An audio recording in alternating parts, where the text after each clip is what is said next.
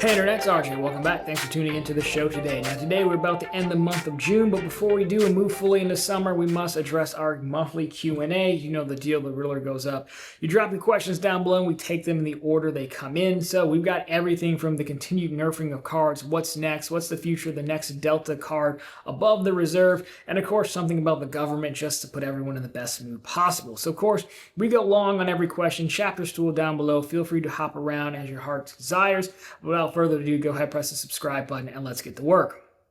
So, DJ Duplex checking in, batting leadoff. With all the nerfing and refreshing a lot of the major credit card issuers and banks are doing lately, what cards do you think are next to get a major change? Well, I feel like we're just about into this new era of the cards, right? I would think American Express is kind of like they went first and now it's their time to go again. So we know the Platinum is going to change at some point. It needs to change given that, you used to get the lounge accesses for uncapped for free, and then they've since capped them, but didn't change anything in the card. So Platinum is the easy option. Obviously, Chase just went through it. Venture X also is the last holdout. They've probably got another year before they start looking around, and really start looking around because if everyone raises the fee to $800, I'm still down at $400. Well, there's a lot of room between me and them, right?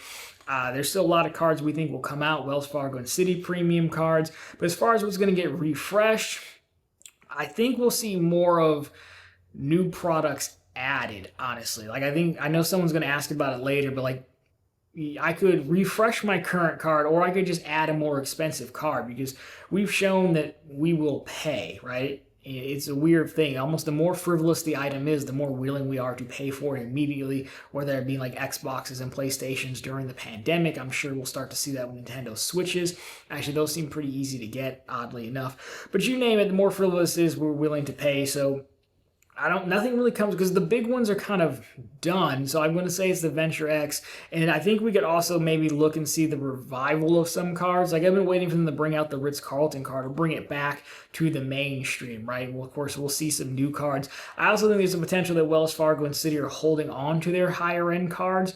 As the market changes and the prices go up, they could be thinking, well, I was going to charge $500, but maybe I can charge $700. Or whatever, but we've seen the major ones go. Even Southwest is kind of copying the airline. So I guess it could even spread down to lower tier cars that we don't really think about. Because who would have guessed we'd spend so much time talking about Southwest's refresh? I know they haven't necessarily refreshed their cards yet. They're sending out surveys, so I guess that will happen as well. And then I think we'll start to see hotel chains maybe introduce an even higher tier card to house some of their status. Like Hyatt is one, how long can they hold out before they just start selling globalists to people, right?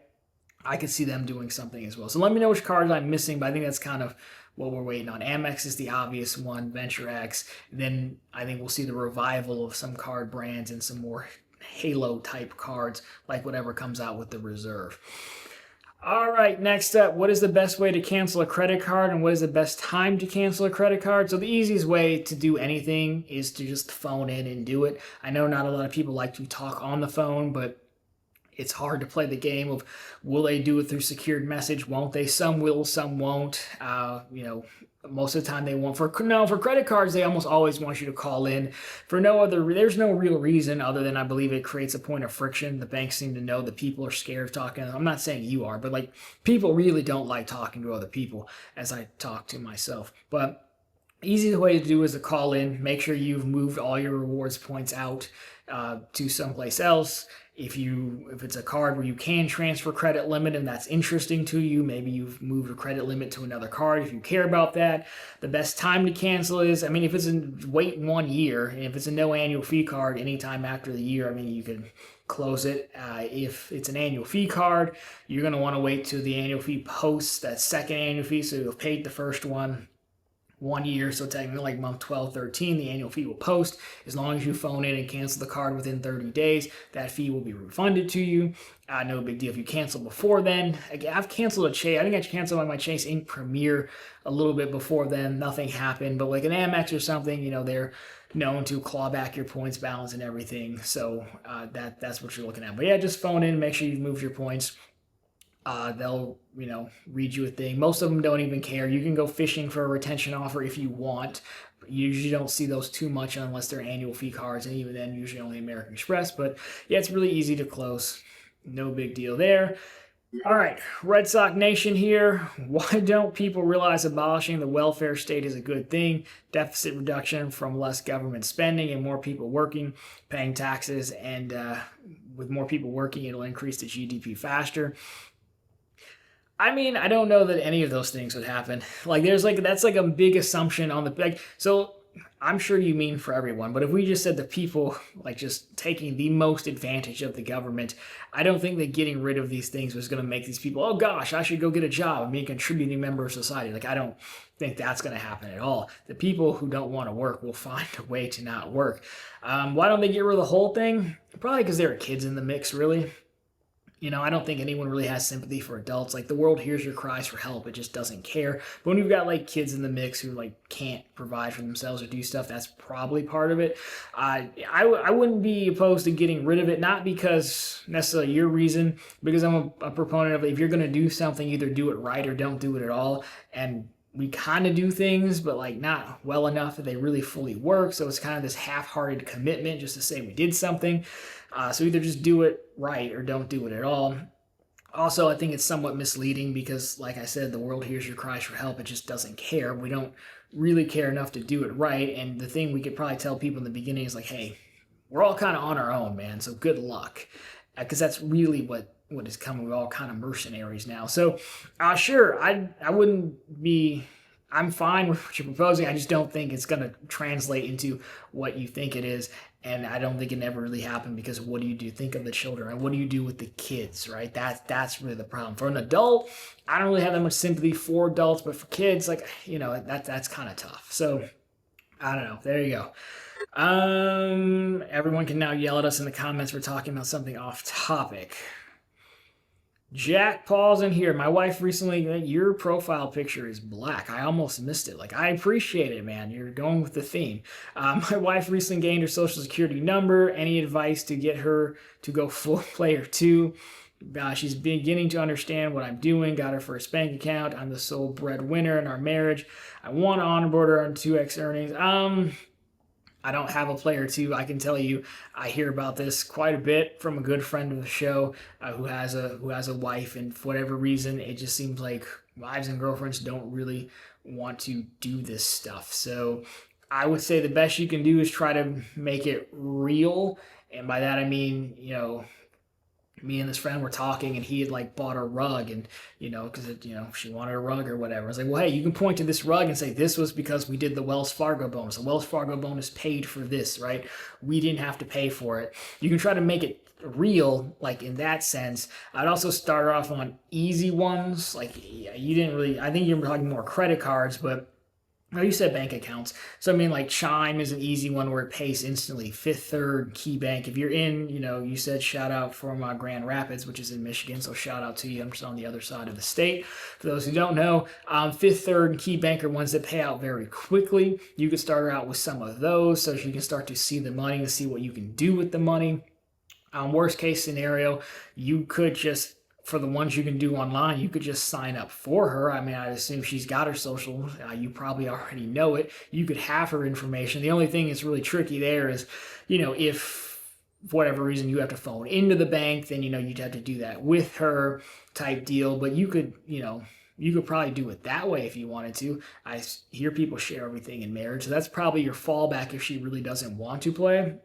I would also say make it really easy for her.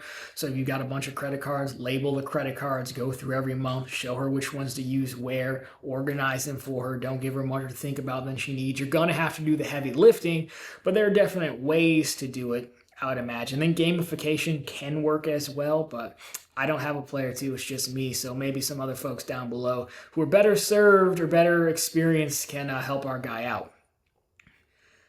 Kari dude here, don't have any this time. What's because you asked like 8 of them last time. Now you just know everything. So I'm glad we could get you squared away. He says, have a safe and blessed weekend, brother. Well, thank you, sir. Same to you. I appreciate you checking in all the same. Whenever you do have a question, you know where to find me.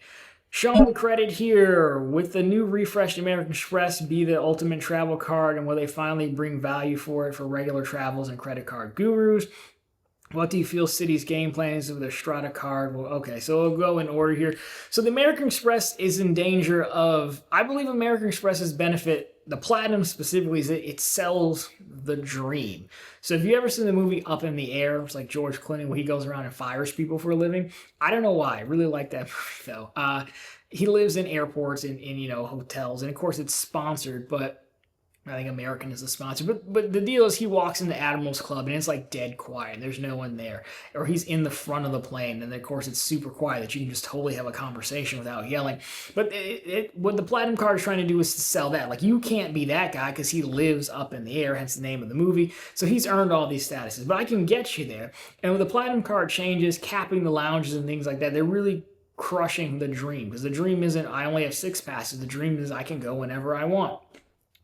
So I don't know that they'll be able to do that anymore because I think it's more on Delta and, for their lounges, like, hey, we can't have overcrowding because we still have 360 and diamond medallions and stuff that we got to take care of, even though we make billions from our Amex partnership. So they're going to have to come up with other ways to create the dream. So will it be the ultimate travel card?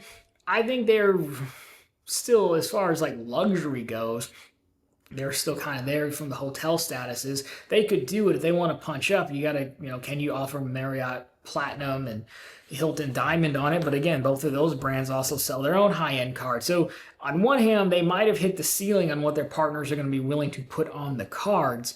And that part, I don't know how you get around. I think the answer might be, how do I make more everyday experiences?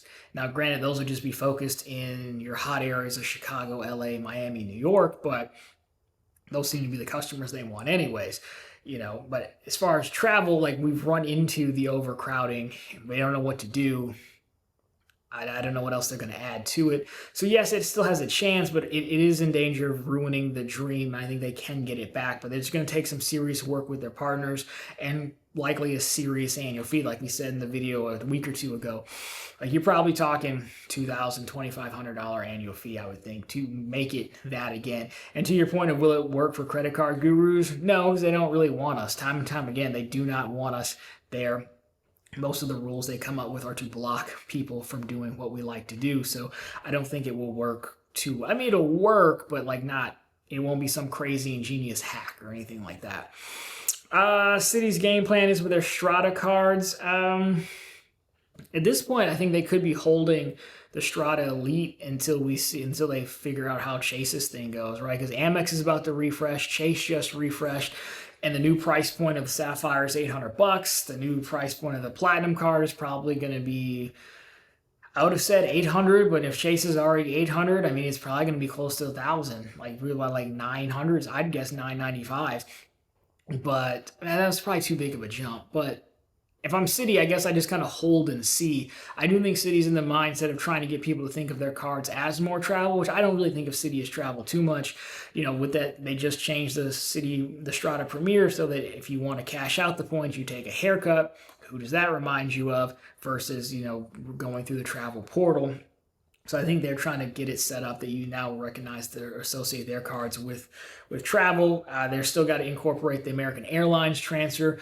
There's a lot of assumptions on our part that American Airlines is just open to being a transfer partner and letting the points just flood in when historically they haven't. So that's probably going to be one of the big ones, and then maybe signing like a big hotel chain or something like that as well. But again, most of the big people are gone or already taken up. So that's what I would think. But again, with City knows how to do it because the original City Prestige was a really good card. So I don't doubt their capability. I doubt how much they care and how committed they are to being ultra competitive.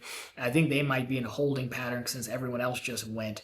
The two of the big guys are just about to go. So maybe we just wait and see what they're going to do, and then we decide what our high-end card is going to be. Capital One, you just made up for Kari, dude. He asked nothing. You asked 3 things. Teamwork, though. Capital One, the benefits of the Chase devaluations to finally gain a foothold on the credit. Oh, that was part of the same thing. Also, will Capital One reap the benefits of the Chase devaluations? They'll probably do what everyone else does, right? They'll probably make fun of it for a year in their own way, and the next year we'll start to see Capital One change. It'll be like very reminiscent of Samsung making fun of Apple for removing the headphone jack and the power brick. They do capitalize on it for the year, and then the very next year, we could also just not do this and save some money. That's going to be my guess is what happens. I don't think they're going to add anything else to the card, though. I think maybe they just try to get a little bit more aggressive, bring back their high offer again, especially because they did just get rid of their guest passes. But again, eventually, when you see I'm at $400 and my next closest competitor is $800 for their flagship, there's a lot of room in there to move up. So I think eventually Capital One will move up. They're already in cost savings mode, removing the guest access and putting it behind spend. So yeah, they also should probably look at revamping the venture card, because the venture card is just a terrible card, period. So that's probably their move. All right, Luke here. So here's a guy you need to ask about travel. November in that awful state. I don't go outside. You always make fun of the state, but I just don't care, man. It doesn't bother me at all. If you change your mind about sunning your cheeks in the Caribbean for the meetup, sunshine, booze, nerds. See, I don't care for the sun. I don't mind it. I can live with the sun. Booze, drinking always tastes bad. I don't like the taste of alcohol, weirdly enough. I am a nerd, if nothing else. I mean, I can upgrade it to a we'll see, but I really don't like to commit to things. It's really just you're probably talking 3 or 4 days, man. And that's quite the commitment for me, given the last 2 places we were in and out. I was in and out in less than 24 hours. It is flattering that you ask. I appreciate that. I'm not going to take the bait on the state things. I just don't care. I've never been in the Michigan-Ohio rivalry. I think they're both kind of the same. If you blindfolded me and took me down to Ohio, I couldn't tell the difference. My grandma used to live in Indiana. You can't tell the difference. When you fall asleep in the car and wake up in Indiana, you have no idea. So, whatever. It's fair, though. Thank you, as always, for checking in. Stu here. How long until we see consumer debt really ruin people? Thoughts on one Caleb Hammer? I mean, consumer debt's ruining people is kind of on the individual basis, right? Some people it does ruin. Other people manage and get out of it. That's one of the things where I think it would be controversial, but I do think the Dave Ramsey thing is pretty spot on. Essentially what he's telling people is hey, look, most of us, myself included, are average talentless hacks, lucky to have the jobs that we do have, and here's the way you're going to build wealth, and it's not about having consumer debt. Does he go too far in some things, or not aggressive enough in others? Yeah, but his direct, blunt approach is, I think, appropriate to try to solve a lot of this. I do think his method's really good at getting people out of debt, not so much that he's come up with a snowball or avalanche method, just more so just the bluntness. I think he could actually be more blunt about it than anything else, because what real chance do most of us have to build wealth is usually through no consumer debts, retirement accounts, and your home. Now, net worth is a little bit different than what people think about than just having walking around money. But yeah, I think consumer debts really ruin people. I think they have really ruined some people. Some people it is poor circumstances, but things cannot be your fault, but they can be your responsibility or problem. And the other one is just, poor decision making stacked up. I don't blame the companies. We can see what the latest one was you can buy your DoorDash or something with Afterpay or Affirm now. I don't blame them for making choices, and people are free to choose. People like their choices until they don't like the results of their choice, then they get mad and ask for regulation and oversight. Oh my gosh, how could you have let me do that? So to answer your question, yes, I think we're already there, but I think it's very much an individual basis. Removing the extenuating circumstances you got sick or really injured or something like that. Caleb Hammer, I've seen clips only. I haven't seen the full show. He's a guy who goes around these financial reviews of people who come on his show. I think it's interesting. I think part of us all on TV is we're partially playing a character.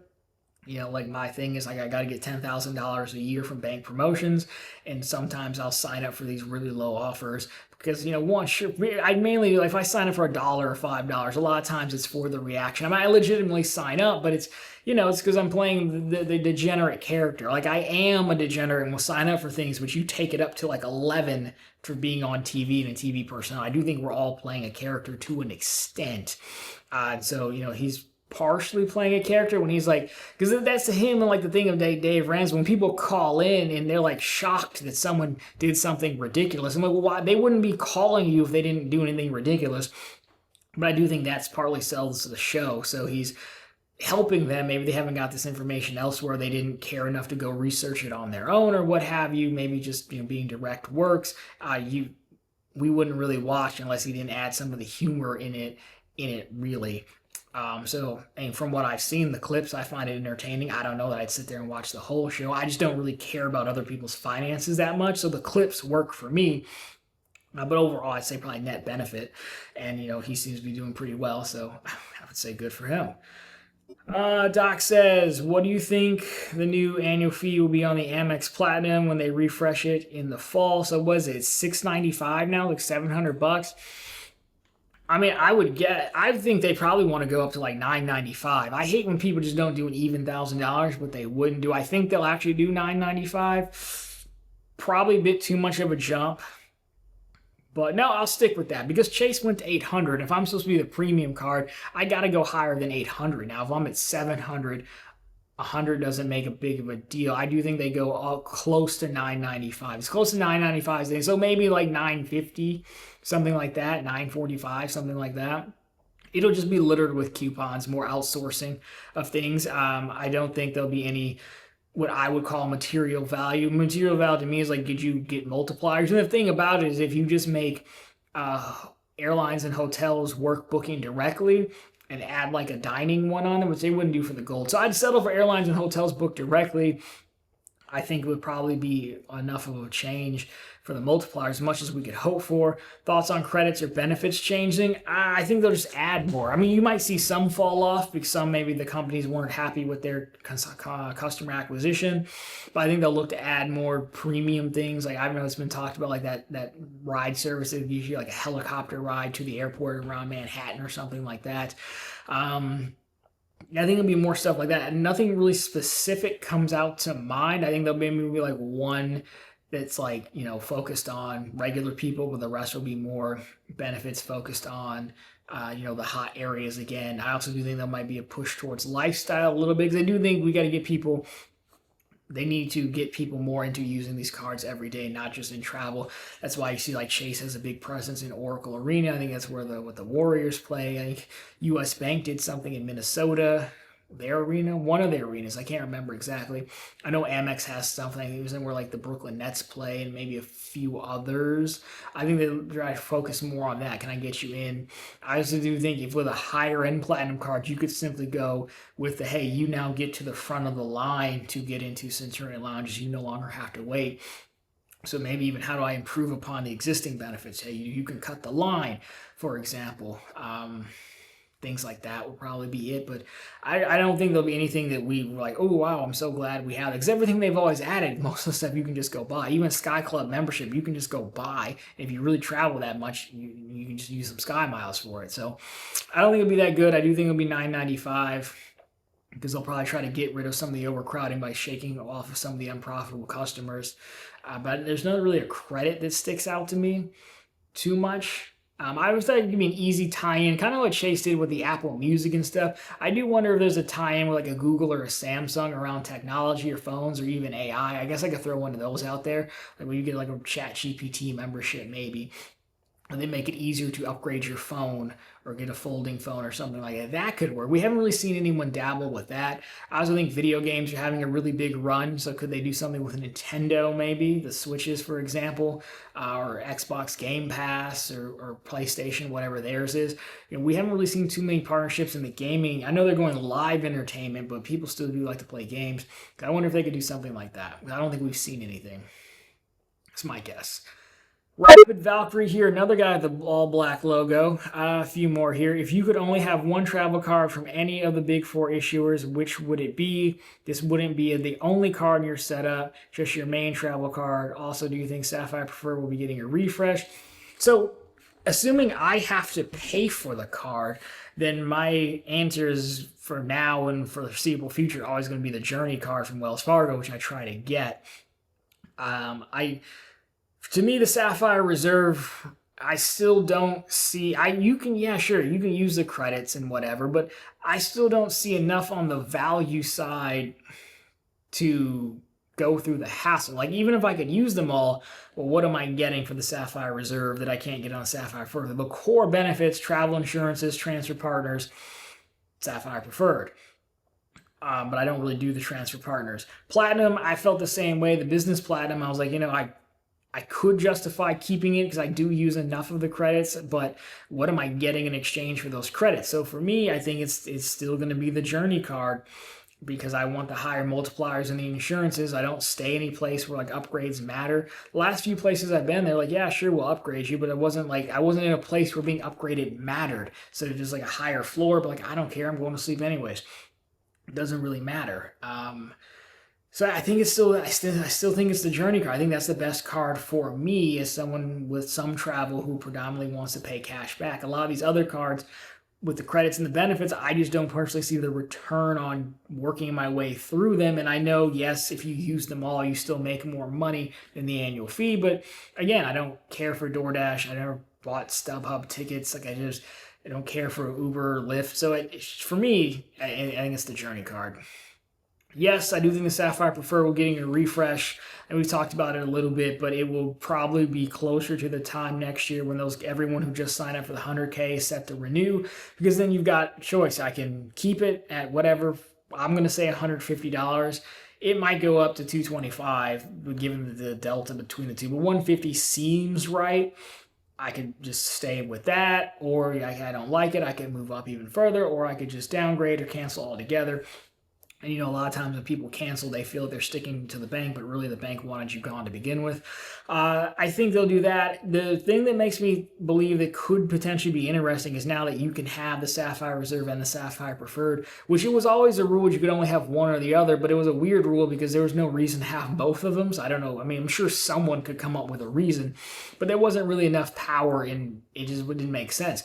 And it still doesn't make sense. So they would need to tweak the Sapphire Preferred a little bit, which means it would have to have a multiplier or two that would, make it worth it. So maybe it's still got 2x on travel, right? So that could sort of make sense, but you got to come with some more heat because again, it's just 1.5x on the Freedom Unlimited, and what's half a point really worth? I don't know that they cave and add groceries or anything like that. They've stayed away from that. They have online groceries. But maybe we could see something like that and they throw you one more credit. They haven't really done anything with Clear, I don't think. So you could probably see a Clear credit being added perhaps.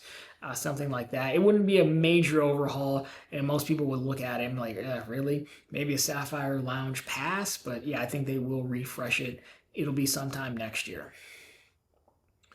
39 here. What do you think of the new Delta card above the Reserve would be? So there is a rumor that Delta is going to make a new card above the Reserve. The Reserve is already, $650? So again, I think you're talking, that one's probably like $895 or something like that. I think Delta's shown their hand. They just want people who spend. So I think it'll be focused on the spending and helping you get your MQDs, medallion qualifying dollars faster. So there's already reason that you could hold, a reserve on the personal and business side to get the boost to help towards status. I think it'll just be spend focused. Maybe the thing they should do is make the companion pass easier to use a little bit. Or, if they really wanted to offer you some value, they could give you 2 companion passes, one in the beginning of the year and one in the second half of the year. That could be helpful. That's probably a little bit too friendly, but they could do that. What else could they do? I don't think they'll do much else on the multipliers. I just really think it'll be a way to, the benefit of having it will help you to get spend faster, get status faster, retain it. They could make the Sky Club on that one uncapped. They could even mess around with letting you get into the Delta One lounges without having flown Delta One. But again, at that point, now we're back into the overcrowding aspect of it, right? But as far as separation, I don't know what else an airline can really give you other than faster ways to hit status. Maybe you could have it. I would like to see it always have priority boarding is such a joke. I know this upsets a lot of people, but all the cards say priority boarding, which they mean main cabin. But if everyone has the card, well, it doesn't do anything. So maybe if you had this top end card, you could actually get in after the first class people, the Sky Priority. Maybe it gives you Sky Priority boarding. That would be helpful. Because I also got to imagine someone with this card isn't afraid of paying.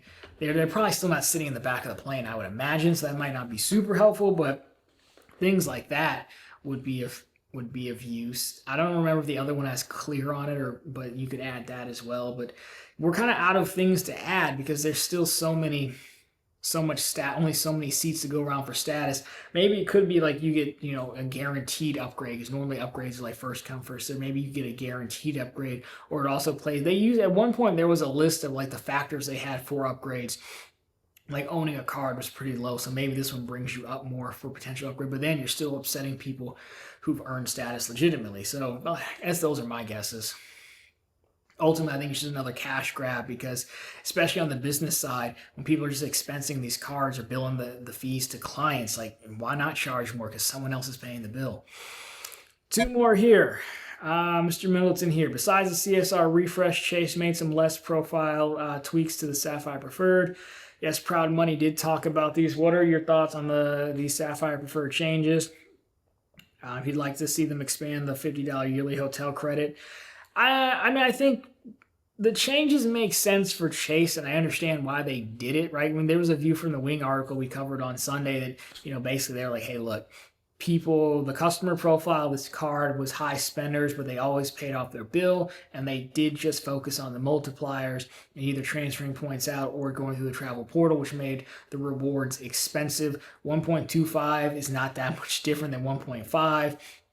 So I imagine if you're going to do it for one of them, you got to do it for both of them, because, if I was already a heavy spender or heavy portal redeemer, and now the rules, I could have both Sapphire cards, well, then I could have just gotten the Preferred as well, or I could have just, dropped back down and continued doing what I was doing. So to stop people from doing that, which is apparently it cost them like $2 billion over the course of like 5 or 7 years, counting the intro offers and stuff like that. And I just gave out 100,000 in Sapphire Preferred intro offers.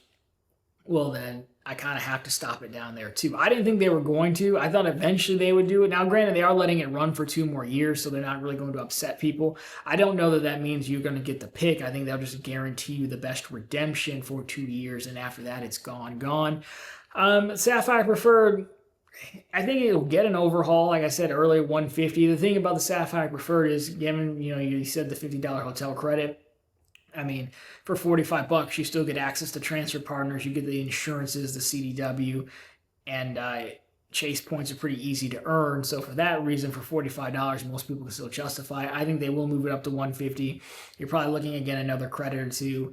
I would like if the hotel credit worked directly, but again, they want to push people through the travel portal, so I don't think that credit will actually change.